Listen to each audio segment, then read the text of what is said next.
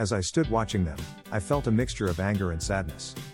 We had been married for nearly 18 years, and had a son, 15, and daughter, 13. What I was about to do was going to change everyone involved lives. They held hands across the table, and talked and flirted like lovers. I remembered when she looked at me that way. He's younger, I'd guess no more than 28 to 30 to my wife's 39. I am not sure how far this relationship has gone.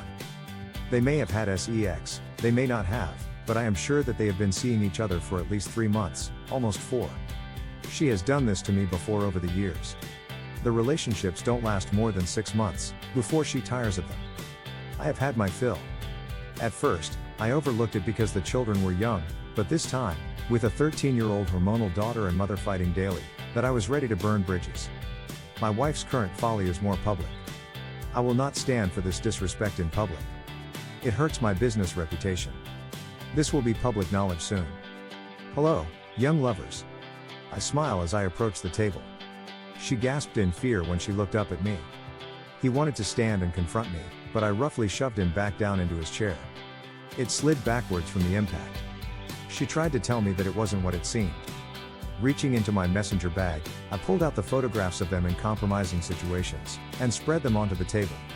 While the couple stared at the pictures, I pulled out an envelope that contained the divorce papers, and handed it to my wife. "You've been served." She screamed at me that she didn't want a divorce, and it's really not what it seems. Other patrons are watching and streaming with their phones. I smile sadly as tell them, "I expect you to marry the moment our divorce is final. Obviously, you're in love." She tells me that it's me she loves, but it falls on deaf ears. I reach for one last envelope in my bag. I hand it to the man, and I leave the restaurant. I get thumbs up from nearby tables showing my support since they were able to hear the conversations.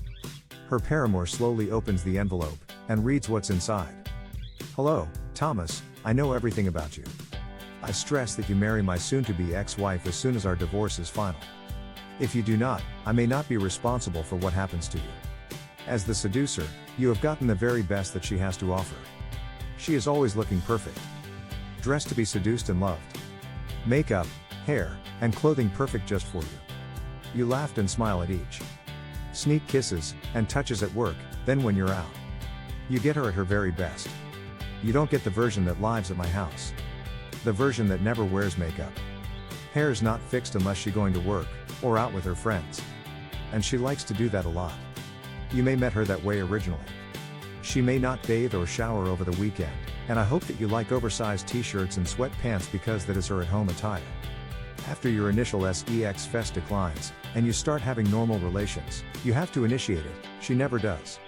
You may get some surprise sex from her after her girls' night out when she's fantasizing about the guy that she's being dancing with that night. Forget about oral after the new wears off.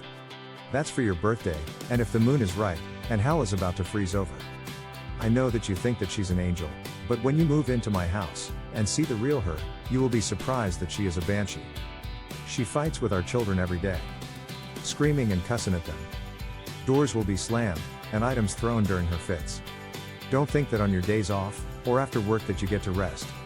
She has a list for you, and it better be done now. Not after the game or your favorite show that you're watching. Now. I expect my house to be cared for by you. Painted, lawn cut, and kept up. You see, she doesn't think that anyone but her wants me, and that's not true. I have been faithful to her, but many women have shown interest.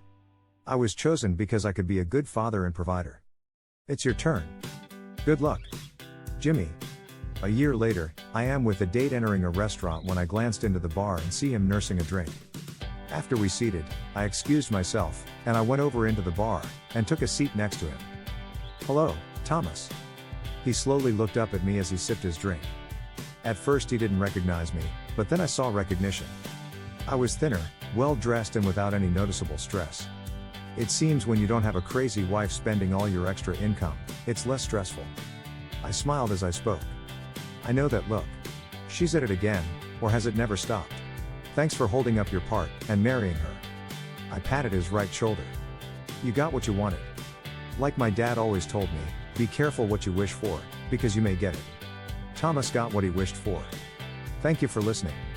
Please like and subscribe.